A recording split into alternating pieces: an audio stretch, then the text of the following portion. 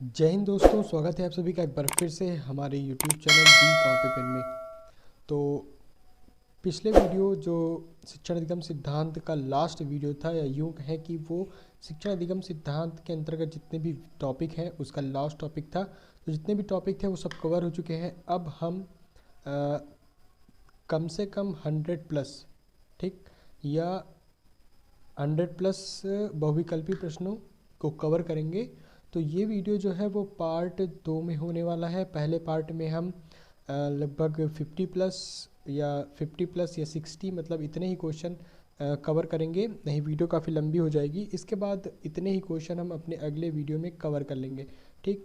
तो ये बहुविकल्पी प्रश्न है और इम्पॉर्टेंट है परीक्षा की दृष्टि से। तो सभी प्रश्न आप अपने दिमाग पे रखिए और एक दो बार पढ़ेंगे तो ये प्रश्न ठीक आसानी से आपके दिमाग में स्थिर हो जाएंगे।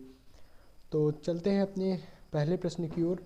लिखा है, शिक्षण का अभिप्राय क्या है। तो शिक्षण का अभिप्राय क्या होता है कि पढ़ाना, ठीक। शिक्षण का अर्थ क्या है भाई, पढ़ाना है। और शिक्षण का संबंध नहीं है, शिक्षण का संबंध किससे नहीं है, तो शिक्षक से भी है, विद्यार्थी से भी है, पाठ्य पुस्तक से भी है। तो इसका उत्तर हो जाएगा इनमें से कोई नहीं, ठीक। और ज़रूरी नहीं कि इन बहुविकल्पी प्रश्नों में जो मैं आपको उत्तर बता रहा हूँ, जो लिखित दो इसके उत्तर दिए हुए हैं वो सही ही हों। तो कुछ ऐसे डाउट वाले क्वेश्चन अगर आपको लगे तो आप कमेंट ज़रूर कर सकते हैं कि सर इसमें ये नहीं, ये होगा। और आपको अगर उसका सही उत्तर कहीं और से मिलता है तो आप उसको ज़रूर सही कर लें, ठीक। क्योंकि कभी कभी छापने में गलती हो जाती है, आंसर छापने में, ठीक। आगे है कि शिक्षण पुनर्बलन की आकस्मिकताओं का क्रम है। ये कथन इंपॉर्टेंट है, आप इसको याद कर सकते हैं कि शिक्षण पुनर्बलन की आकस्मिकताओं का क्रम है। ये किसने कहा था, ये B.F. स्किनर ने कहा था। शिक्षण सीखने के लिए दी जाने वाली प्रेरणा, निर्देशन एवं प्रोत्साहन है। यह किसने कहा था, ये भाई बर्टन महोदय का कथन है। तो आप इनको ध्यान में रख सकते हैं, इन कथन को, इम्पॉर्टेंट कथन है। शिक्षण प्रक्रिया में कितने स्तंभ होते हैं, तो शिक्षण प्रक्रिया में 3 स्तंभ होते हैं। एक तो शिक्षक हो गया, विद्यार्थी और पाठ्यक्रम। शिक्षण कैसा होता है, शिक्षण सुनियोजित होता है। शिक्षक के समक्ष शिक्षण में समस्या होती है। तो शिक्षक के समक्ष शिक्षण में समस्या होती है।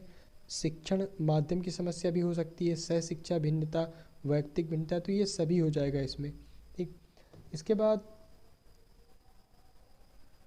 अगला है कि अपव्यय एवं अवरोधन संबंधित है।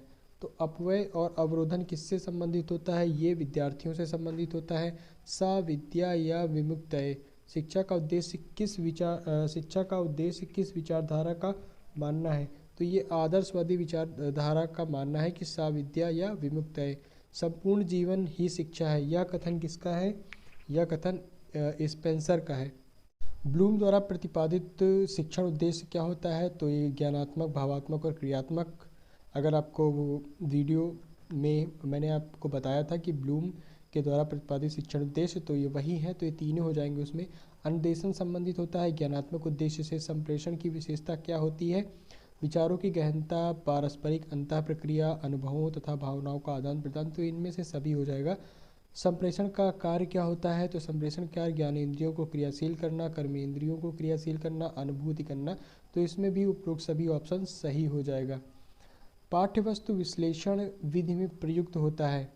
तो लिखित संप्रेषण भी और मौखिक संप्रेषण भी। तो इसका उत्तर हो जाएगा सा, आ और बा दोनों। कक्षा में संप्रेषण का माध्यम क्या होता है, तो कक्षा में संप्रेषण का जो माध्यम होता है मुख्य माध्यम भी होता है और हार्डवेयर उपकरण भी होता है। तो इसमें ये जुदा ऑप्शन है, ये सही हो जाएगा।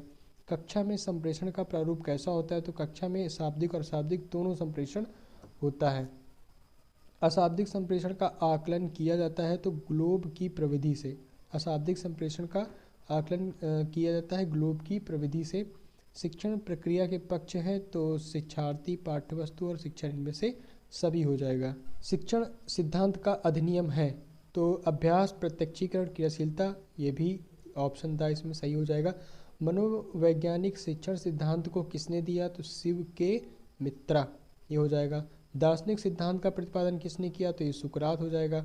शिक्षक किस प्रकार का व्यवहार करते हैं, वे वैसा व्यवहार क्यों करते हैं तथा उस व्यवहार का क्या प्रभाव होता है। ये कथन किसका है, गेज का कथन है। ज्ञात से अज्ञात की ओर, सूत्र की ओर सबसे पहले ध्यान आकर्षित किया था हर्बर्ट ने किया था। ऐसे ही अगला क्वेश्चन है, स्थूल से सूक्ष्म की ओर शिक्षण सूत्र को किस अन्य नाम से जानते हैं? तो मूर्त से अमूर्त की ओर। ठीक, गेस्टाल्ट मनोवैज्ञानिक पर आधारित जो शिक्षण सूत्र है वो कौन सा है? वो है पूर्ण से अंश की ओर। पाठ की अगला क्वेश्चन है कि पाठ की विषय सामग्री का विभाजन इस ढंग का होना चाहिए कि वे विचारधारा को समझने में सरल हों, वे पाठ के प्रारंभिक बिंदु में प्रयोग किए जाएं और जो कठिन हों वे क्रमशः छात्रों के सामने आए। तो यह कथन किस सूत्र से संबंधित है? तो सरल से जटिल की ओर सूत्र से संबंधित है। अगला है, किस सूत्र का संबंध आगमन विधि से है? तो विशिष्ट से सामान्य की ओर। पूर्ण से अंश की ओर शिक्षण वस्तु का पर्याय सूत्र है, कौन सा है? विश्लेषण से संश्लेषण की ओर। आगे है कि बालक को केंद्र मानकर अर्थात बालक की रुचियों के अनुसार शिक्षण किस सूत्र के द्वारा किया जाता है? तो मनोवैज्ञानिक से तर्क संगत की ओर। शिक्षण सूत्र का प्रभाव पड़ता है किस पर? भाई शिक्षण सूत्र का प्रभाव शिक्षण पर पड़ेगा।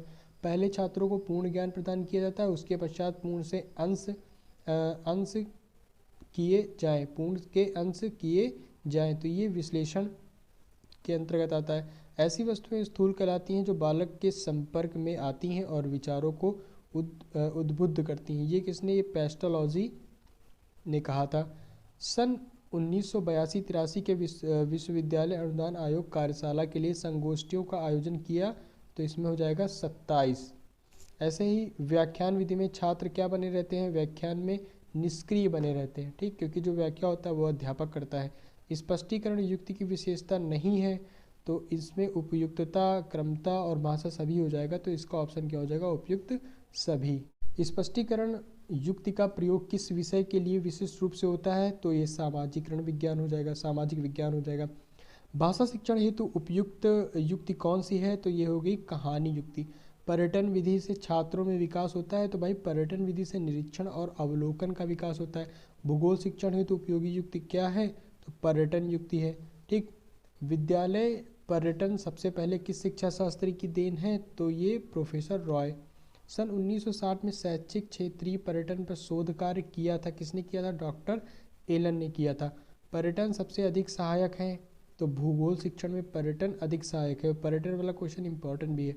जो कार्य ऊपरी इच्छा से स्वतंत्रता पूर्वक करे वही खेल है, यह कथन किसका है? म्यूलिक का है। खेल विधि के लिए आवश्यक है, तो खेल विधि के लिए भाई स्वतंत्रता, रचनात्मकता, मानसिक शक्तियों का विकास, तो उपरोक्त सभी हो जाएगा इसका सही उत्तर। छात्रों में क्रियाशीलता का आंदोलन सर्वप्रथम किसने किया था? तो रूसो ने किया था। सामूहिक चर्चा की उच्च स्तरीय शिक्षण विधियां है, तो इसमें क्या हो जाएगा? भाई सभी हो जाएगा, क्योंकि विचार समिति भी है, सम्मेलन और विचार गोष्ठी, तो इसका उत्तर हो जाएगा उपयुक्त सभी। बहुश्रेणी शिक्षण विधि संबंधित है, तो ये मॉनिटर से संबंधित है। प्राचीन काल में कौन सी विधि चिकित्सा से संबंधित थी? तो अवलोकन विधि। ठीक है, प्रश्न आदत कौशलों के बाहर समस्त शैक्षिक क्रिया की कुंजी है, ये किसने कहा था? पार्कर ने कहा था। आगे है प्रश्नोत्तर विधि से किसका संबंध है? तो उपरोक्त सभी हो जाएगा, अन्वेषण, तर्क और अनुसंधान। हाँ या ना, नहीं उत्तर वाले प्रश्न होते हैं, तो ये अनुचित प्रश्न होते हैं। बहुश्रेणी शिक्षण विधि स्तर से संबंधित है, प्राथमिक स्तर। निदानात्मक परीक्षण का अर्थ क्या है? बालकों की त्रुटियों, कमजोरियों का पता लगाना। ऐसे ही निदानात्मक परीक्षण क्यों किया जाता है? तो कमजोरी दूर करने के लिए। ठीक है, बाल केंद्रित शिक्षण का उद्देश्य है, तो बाल केंद्रित शिक्षण का उद्देश्य क्या है? बालक का सर्वांगीण विकास। क्रियापरक आधारित शिक्षण विधि कौन सी है? तो सभी है, इसमें प्रोजेक्ट विधि भी है, खेल विधि भी है और किंडरगार्टन है, तो इसका उत्तर हो जाएगा ये सभी। अध्यापक को मॉनिटर पर निर्भर रहना पड़ता है, तो इसमें आपको सही उत्तर कौन सा होगा? बहुकक्षा शिक्षण में। ठीक, छात्रों में प्रशिक्षण के समय विकसित किया जाता है, तो इसका क्या हो जाएगा? कौशल। छात्रों में प्रशिक्षण के समय कौशल विकसित किया जाता है। शिक्षण प्रक्रिया को कौशल के रूप में किस संस्था ने सर्वप्रथम अध्ययन किया था? तो स्टैनफोर्ड विश्वविद्यालय। जो कौशल शिक्षण कौशल उन क्रियाओं पर आधारित है जो छात्र व्यवहार में परिवर्तन लाने के लिए नियोजित एवं क्रियान्वित किए जाते हैं, तो यह कथन किसका है? तो ये कथन जो है वो क्लार्क का है।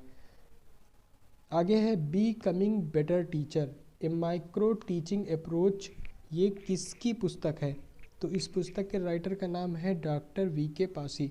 ठीक है। और ये बुक है तो जितने भी आपको बुक मिले वो एक जगह आप लिख सकते हैं, इम्पोर्टेंट होती हैं, एग्ज़ाम में पूछी भी जाती हैं। ठीक, तो अभी हम लोग बहुविकल्पीय प्रश्नों की जो श्रृंखला है वो 62 क्वेश्चन तक ही रखते हैं। तो इसका जो अगला वीडियो होगा या इसका जो पार्ट 2 वीडियो होगा उस हम लोग वहाँ 63 से शुरू करेंगे। ठीक है, जहाँ तक हमको ये पढ़ाना है। तो 62 क्वेश्चंस का एक बार फिर से आप लोग रिवीजन कर लीजिए और चैनल को सब्सक्राइब जरूर करिए अगर आप चैनल पे नए हैं तो, और चैनल को आपने सब्सक्राइब नहीं किया है तो। बाकी वीडियो में तक बने रहने के लिए आपका बहुत बहुत धन्यवाद।